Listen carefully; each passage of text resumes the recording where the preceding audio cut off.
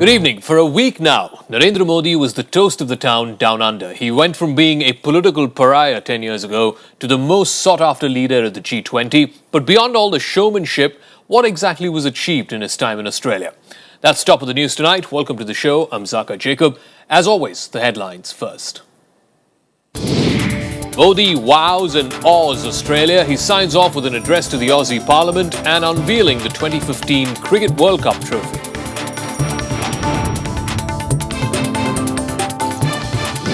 Sharad Pawar sets the cat among the pigeons once again. He asks NCP cadre to get ready for snap polls in Maharashtra. It's a blast from the past. Government revives the Kisan Vikas Patra, which was junked just a few years ago for money laundering. A day after Japan slipped into recession, Prime Minister Shinzo Abe calls for a snap election. He agrees to postpone an unpopular sales tax hike.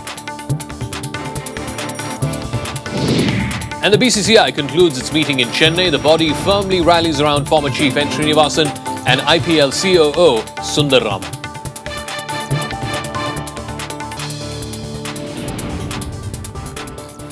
Narendra Modi wrapped up his 5-day visit to Australia with a final flourish. He started the day with an address to the Australian Parliament in Canberra, the first Indian Prime Minister to be accorded this honour. Then he jet-setted to Melbourne and rubbed shoulders with some of the biggest names in cricket, both from India and Australia. There he unveiled the 2015 World Cup trophy. And then he wrapped it off with a speech to business folks in Melbourne. All in all, it was a power-packed finish to a visit that's being dubbed as the first by an Indian Prime Minister in 28 years to Australia.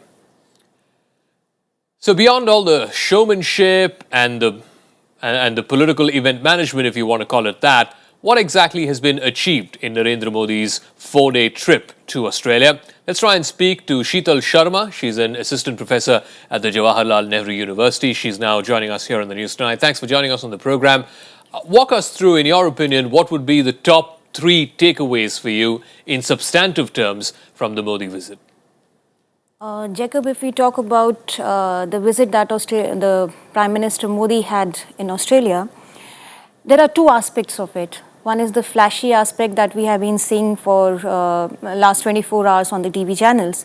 And another one is the qualitative aspect, which begins with G20 meeting and then bilateral meetings with India and Australia, and today signing of couple of important pacts between India and Australia. Now, as far as the flashy part of it is concerned, he has established a kind of people-to-people contact by bringing in and acknowledging diaspora that is existing in Australia, as he had done earlier when he was in the USA. Now, it is very important that he is calling these people back, in the sense that for some time after independence, India had not paid much attention towards diaspora that was existing outside and could not recognize the kind of contribution diaspora can make to the country back home. Now, he is calling all of them, he's kind of making a call to diaspora to come and contribute towards development of India and making them a stakeholder in the process of development. Now, at the same time, when he's addressing these 20,000, 30,000 people there, he's also sending a message to people back home in India, saying that whatever he's talking, right from a small village in Sitapur to, say, in New York or in Sydney, he's keeping the content and the style of delivery of all these speeches the same, which shows that he's not changing colors by changing places. Okay, so there's a certain consistency about him, at least when it comes to the showmanship part, at least when it comes to the flashy part. Yeah. Before I get to the substantive breakthroughs, if at all there were any in the trip down under, I'm going to come back to Professor Sheetal Sharma in just a moment. Let's bring you up to speed with the final day of the Modi visit. Like I said, he started off in Canberra with an address to the Australian Parliament, the first time an Indian Prime Minister has been accorded that honour. And then he went on to Melbourne, where he mixed both politics, business and, more importantly, cricket, which seems to be a big bind between India and Australia. My friend Tony Abbott, congratulations to you and the people of Australia on a successful G20. Prime Minister Narendra Modi's date with the Australian Parliament coming a day after the Chinese president delivered his address to then MPs. The third head of the government, you are listening to this. Modi used it to have dig at China about its many disputes over the South China Sea. Our region has seen huge progress on the foundation of peace and stability. But we cannot take this for granted. They have bitter disputes. We should collaborate more on maintaining maritime security. Despite Australia emerging as a key source of thermal coal for India, Modi insisted that India is looking for an early closure on the uranium sale deal. Energy that does not cause our glaciers to melt. Clean coal and gas, renewable energy are fuel for nuclear power. Prime Minister Modi also made a trip to the cricket ground for a photo op with cricketing greats and wishing the Australian team ahead of the Cricket World Cup next year. I wish you the best for hosting great and successful world cricket early next year. Both Modi and Abbott also said they will push for a free trade pact. This was after Australia on Monday finalized a landmark free trade deal with China that significantly expanded ties between the world's second largest economy. We want to go further, and that's why the next priority for Australia is a comprehensive economic partnership agreement with India. Both sides signed 5 agreements on social security, transfer of sentenced prisoners, combating narcotics trade, tourism and arts and culture. We also agreed on seeking early closure on the civil nuclear agreement, which will give Australia a chance to participate in one of the most secure and safe nuclear energy programs in the world. The Prime Minister also met business leaders in Melbourne. Taking the opportunity to promote his Make in India initiative, Modi said the focus is on promoting labour-intensive manufacturing. He also stressed upon the initiatives and reforms undertaken by his government to enhance the ease of doing business in India. Bureau Report, Rajya Sabha TV. So let's try and unravel the details of some of those deals that were struck today between India and Australia. In substantive terms, what has been achieved in this visit? We're still in conversation with Sheetal Sharma, Assistant Professor at JNU. Walk us through the substantive nature of these deals, if you see any substance in them at all. One thing out of these 5 deals that have been signed today, one is the civil nuclear deal. And Australian Prime Minister, when he visited India in the month of September, he had come here with the purpose and intention to sign this deal. Although it may not come immediately, say within a couple of weeks, it may take a couple of months' time, maybe 6 months or 7 months. However, this is a very positive indication in the fact that India requires energy security in the future for its development and expansion plans. Expansion in the sense of developing our infrastructure and making industry work endlessly. And in this case, India certainly needs to have or develop nuclear energy for civil purposes. Now, uranium will be supplied by Australia. Now, despite the fact that our relationship with Australia had never been on a very high note or had not been one of the focus areas, because our relationship with India-Australian relationship was coming via, the Western world.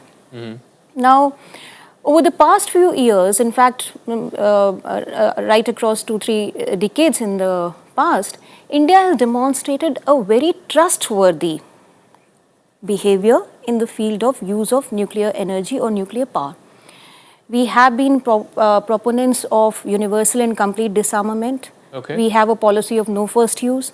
We are in favor of, non-proliferation treaty, despite, not signing the treaty because of... Yes. But I want to come back to the civil nuclear agreement because, for want of a comparable example, India and the United States reached the civil nuclear agreement back in 2006, and even now, almost 10 years down the road, we don't have, in practical terms, we haven't gotten any benefit out of it. Why should we believe that the Indo-Australia nuclear deal won't end up the same way? Because that is for supply of the nuclear equipment or reactor components. Exactly, which is the whole idea of the deal, right? Yes, here we are talking about the fuel.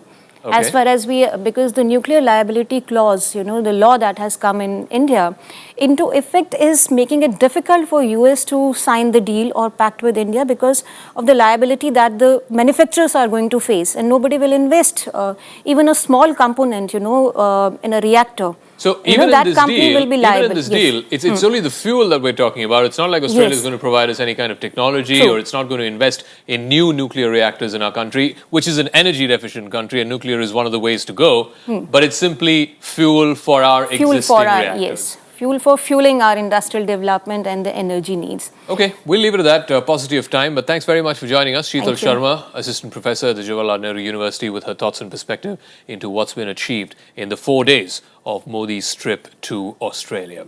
Meanwhile, let's shift focus back to domestic politics. And just days after the trust vote in Maharashtra, the minority BJP government there faces trouble once again. In a dramatic turnaround, and that too within a matter of a week, NCP chief Sharad Pawar has said it's not his party's responsibility to ensure a stable government. He's in fact not even ruled out a snap poll soon. There's been no progress in talks between the BJP and the Shiv Sena. The state is looking at another political crisis just as a government has been sworn into office.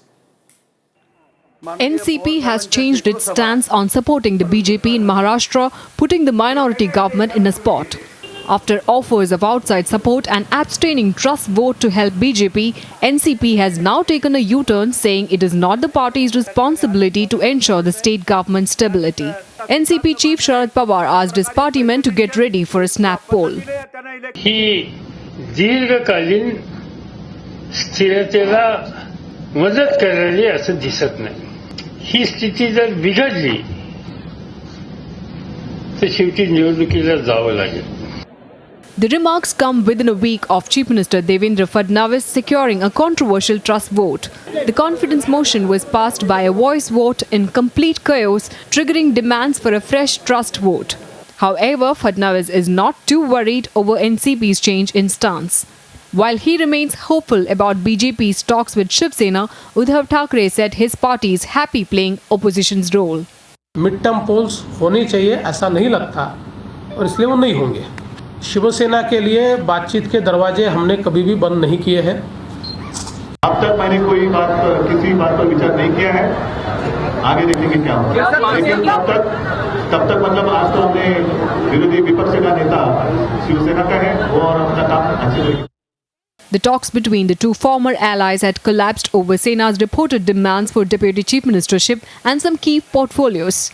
Despite BJP's claims, no formal talks have reopened between two parties so far. Bureau Report, Rajya Sabha TV. So most political parties, particularly the regional ones around the country, have now got one fulcrum point to rally against, and that is Prime Minister Narendra Modi. We saw that in Bihar a few weeks ago with Nitish and Lalu coming together. Now it's happening in West Bengal, where Chief Minister Mamata Banerjee is seemingly keen to stop the BJP's march, and for that, she's even willing to join hands with the left. Ms. Banerjee is in Delhi for a conference on India's first Prime Minister Jawaharlal Nehru and his 125th birth anniversary. The BJP's growing influence in West Bengal is a cause of worry for Chief Minister Mamata Banerjee. So much so that she even does not rule out joining hands with arch rival left. That platform against fight the battle against the communalism, I'm there, no problem. I have not said any particular person. I said whoever will play the communal things, we are not with them. That's this over. The TMC chief is in Delhi for a conference to commemorate the 125th birth anniversary of Jawaharlal Nehru. The conference also had left parties in attendance, and this is probably the first time that the arch rivals are on the same platform. But the left still seems wary of Mamata.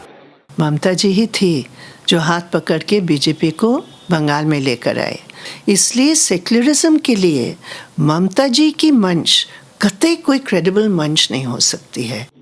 The conference saw almost all non-BJP parties in attendance.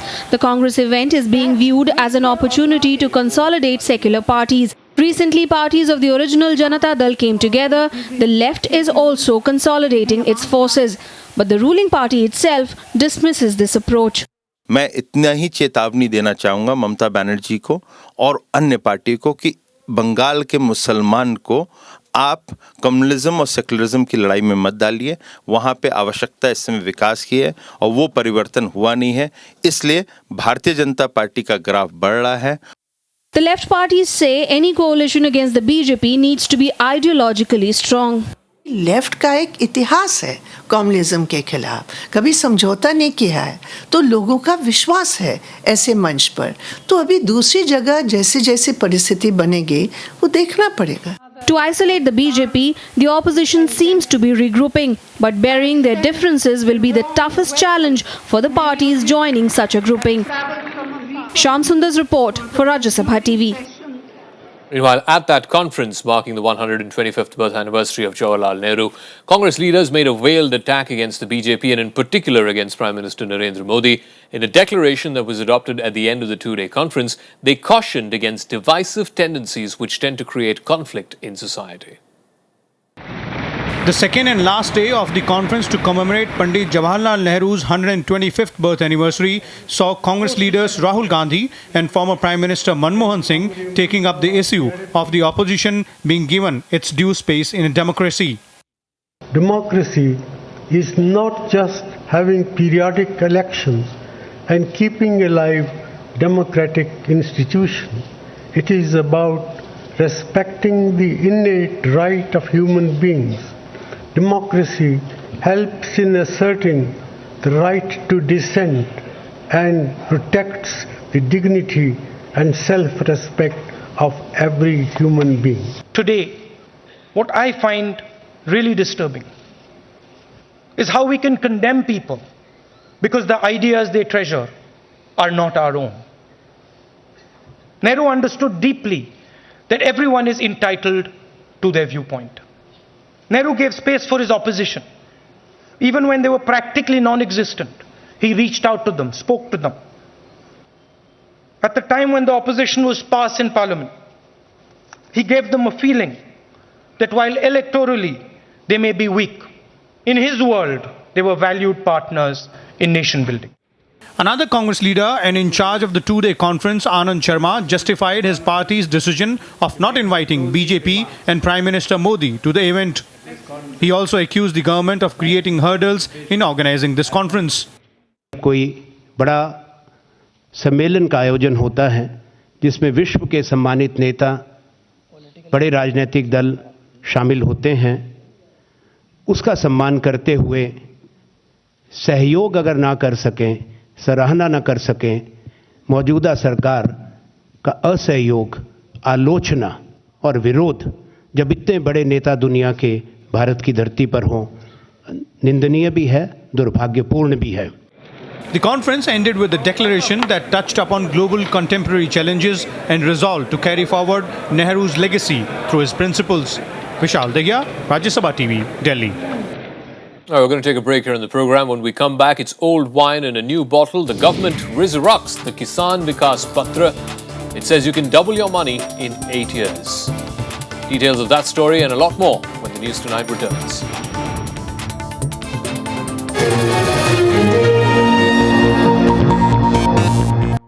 Welcome back. This is the News Tonight. I'm Zaka Jacob. Finance Minister Arun Jaitley relaunched the Kisan Vikas Patra today, aiming to boost savings for long-term capital requirement. At the launch, the minister said that certificates will be available in the denominations from 500 rupees to 10,000 rupees, and you can access it at any post office across the country. They've also attached an annual interest rate and have been propagated as a safe route for investors who are hoping to double their investment. Jaitley said that the scheme was intended at keeping small investors away from fraudulent schemes that make attractive bids. In this case, you can double your money in 8 years. ये एक प्रकार से currency note की तरह होंगे. जो लोग currency रखते हैं उससे बेहतर होगा कि इस योजना का लाभ उठाएं ताकि इससे ब्याज दर भी मिलती रहेगी उनको. जब भी चाहे इसको बेच सकते हैं. Violent clashes erupted at the ashram of a self-styled godman Rampal in Hisar today.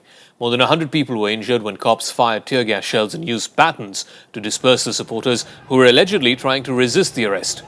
Media crews faced the brunt of the violence that left some of them injured Some of their equipment was destroyed as well. The cops came under heavy criticism for this action. However, the police claimed that firing and stone pelting from inside the ashram prompted them to take these steps. However, it's still not clear whether Rampal is still inside that ashram holed up or whether he's moved out of there. The violence has erupted at a time when the Haryana government is racing against time to meet a Friday deadline set by the High Court to produce Rampal in a contempt case. करीब 11:30-12 बजे से महिलाओं और बच्चे जो बैठे हुए थे उन्हें हटाया गया है। टीयर गैस का और हल्के लाठीचार्ज का बल प्रयोग का यूज़ किया गया है।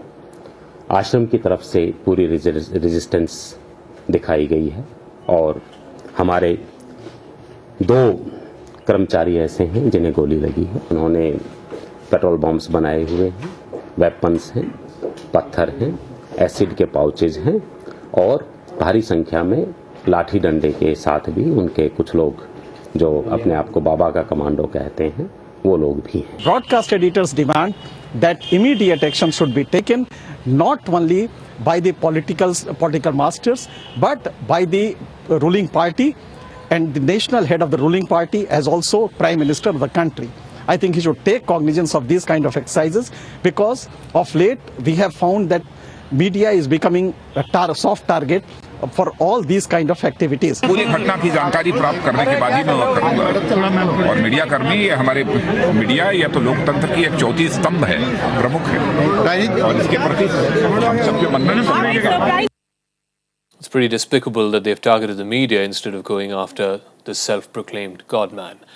More news from across the country and nationwide. 12 years after the Godhra riots, the Justice Nanavati Commission has submitted its final report to Gujarat Chief Minister Anandiben Patel. The Commission took 24 extensions before submitting this report. The last extension expired on the 31st of October. As per the terms of reference, the Commission investigated the roles of then Chief Minister Narendra Modi, his cabinet colleagues and senior police officers during one of the worst communal episodes in the history of the country back in 2002. The CBI today conducted raids in Delhi, Mumbai, Odisha and Kolkata in connection with the Sharda chit fund case. Now, this comes a day after the agency filed its second charge sheet in the case. In that charge sheet, the CBI has accused former Director General of State Armed Police and Trinamool Congress Vice President Rajat Majumdar and East Bengal club official Debabrata Sarkar of being beneficiaries of this massive scam. 4 more infant deaths have been reported from Tamil Nadu's Dharmapuri, raising the death toll in this case to 9. The state government has now constituted 3 teams to probe the incident. Doctors at the hospital say all 4 infants died because of premature delivery. They were also underweight and suffered from respiratory problems. The National Investigation Agency has arrested a suspected Myanmarese national in connection with the Burdwan blast. Reports suggest that Khalid Mohammed was trained by Pakistan-based terror group Tehreek-e-Taliban. He was residing in Hyderabad with fake documents. This is the 7th arrest made by the NIA in the Burdwan blast case. Time for some international news now, and an unexpected contraction in the economy for 2 quarters in a row now has prompted Japanese Prime Minister Shinzo Abe to call for snap elections. Remember, he's barely 2 years into office. Abe will soon dissolve the lower house and also postpone an unpopular sales tax hike, the second part of which has to kick in sometime next year. But he has promised to continue working on fiscal consolidation. Recession is back in Japan for the 4th time since 2008. As the country released weak economic data and doubts over his policies emerged, Prime Minister Shinzo Abe is seeking to renew his mandate. He has called for early elections 2 years ahead of schedule. 今週21日に衆議院を開催いたします。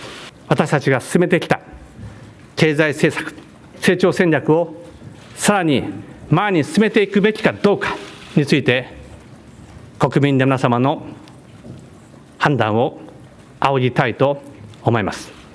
Abe has also decided to delay the second 10% sales tax hike by 18 months. Abe said the delay would help guide the economy out of a slump. But the Prime Minister pledged that Japan was by no means abandoning fiscal reforms.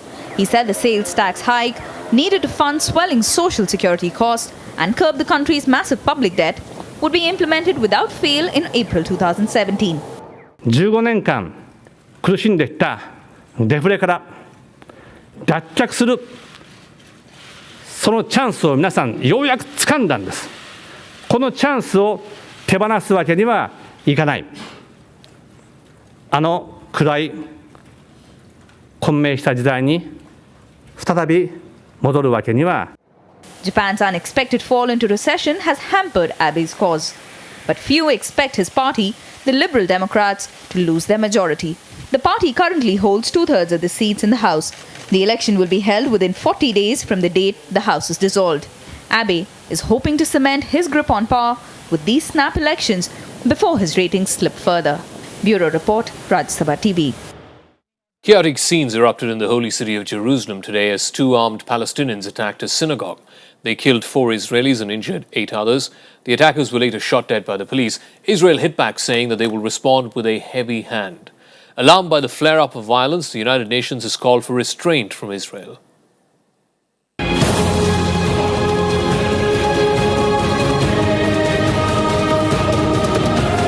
The bloodiest attack on a religious place in over 6 years.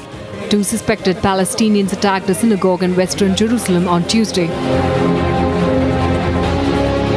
In a grisly massacre, men armed with knives and meat cleavers killed 4 people and injured 8 others before being shot dead by the police. Police officials said the assailants were cousins who came from East Jerusalem. We heard tons of sirens of ambulances and police coming. We walked down and we heard there was a terrorist came into the shul here, and they with a knife and started to stab people. Israeli Prime Minister Benjamin Netanyahu accused Western-backed Palestinian President Mahmoud Abbas of inciting violence and pledged they will respond with a heavy hand. Well, what we see here is a deliberate initiative of Abu Mazen. So he's been inciting, he's been calling on people to use acts of violence. Abbas joined world leaders in condemning the attack that they called senseless and brutal. Palestinian leadership must condemn this, and they must begin to take serious steps. The military wing of the Popular Front for the Liberation of Palestine, Abu Ali Mustafa Brigades, claimed responsibility for the killings, but police officials are yet to confirm it.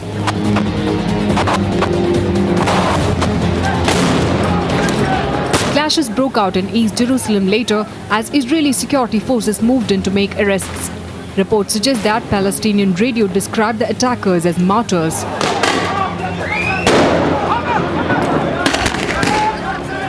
The Islamist group Hamas praised the attack, and loudspeakers at the mosques in Gaza called out congratulations. Palestinians in Gaza distributed sweets celebrating Jerusalem's synagogue attack. Violence in Jerusalem, Israel, and Israeli-occupied Palestinian territories surged last month, fueled in part by a dispute over Jerusalem's holiest shrine. It also gave rise to fears of further religious conflicts. Bureau Report, Rajya TV. And finally, some sports stories. In the face of the IPL spot-fixing charges against its top bosses, the BCCI has delayed its annual general meeting till next month. The board will now meet after the Supreme Court hears the case Monday. In an emergency meeting today, the board backed its former boss N. Srinivasan against allegations of wrongdoing. The Mudgal Committee report on this case said he did not take any action despite knowing about betting that was happening in the IPL. The board also left it to the court to decide the fate of IPL COO Sundar Raman, who is accused of being in touch with bookies.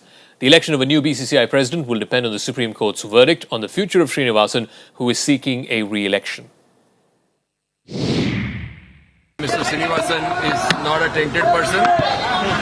Whatever activity has been done by the scrupulous persons in this matter, and BCCI has so far kept dignified silence on the issue. We have also decided that Sundar Raman should be allowed to present himself in the Supreme Court, and whatever Supreme Court will tell us, ultimately we will take this.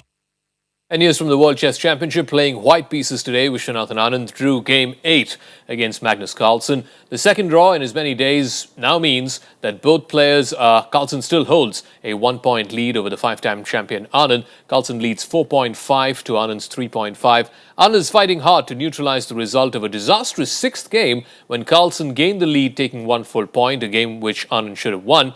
Anand lost the World Championship to the 23-year-old prodigy back in Chennai, Anand's hometown incidentally, last year.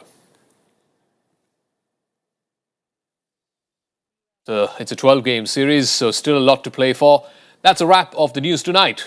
For tonight, from me, Zaka Jacob, and the rest of the team, we will catch you again tomorrow night, same time, for another dose of the news tonight. But that'll be tomorrow night. Until then, good night.